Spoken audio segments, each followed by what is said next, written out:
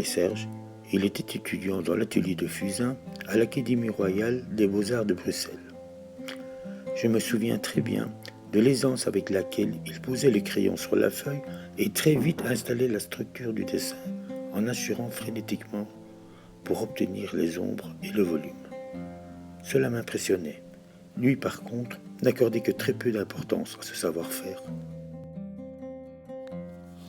En dehors des beaux-arts, Serge passait beaucoup de temps à chiner sur le marché aux puces de la place de jeu de balle. Il y cherchait des vinyles, 33 tours de musique jazz dont il était passionné, mais pas seulement.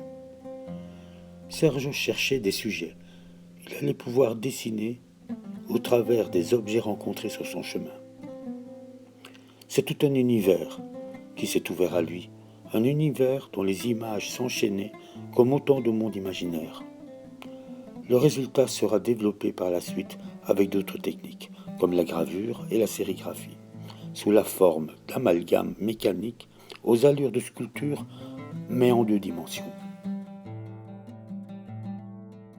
Après l'académie, probablement pour se donner de nouveaux enjeux, Serge va se diriger vers l'ERC, l'école de recherche graphique, où il va développer un nouveau projet plus en accord avec une vision progressiste de l'art, où le dessin n'aurait plus autant de place. Dessin qu'il abandonnera, je pense, définitivement. Je pense aussi qu'il va quitter l'ERC si pas déçu, convaincu que c'est la pratique, une pratique sans référence historique de l'art qui va lui donner satisfaction. Pour ma part, je m'étais dirigé vers l'atelier de sculpture monumentale à l'Académie. Je ne me sentais pas encore très à l'aise quand on entreprendra de partir pour Anvers. Expérience qui, en ce qui me concerne, sera un flop, pour diverses raisons. Raisons sur lesquelles je ne m'étendrai pas. Serge, par contre, y trouvera son bonheur, puisqu'il y rencontrera Verrette, sa future femme. Il avait, pendant sa période d'ERC, rassemblé des pièces de jeu en bois, des boules, des cubes et d'autres pièces géométriques destinées aux enfants, et dont il tirera parti pour créer des modules abstraits et géométriques de facture graphique en 3 dimensions.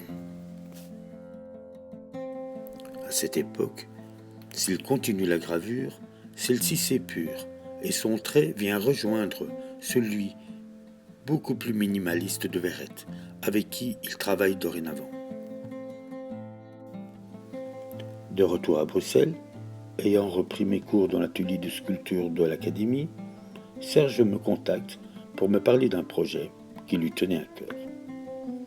Il me demande de passer à Anvers, ce que je fis.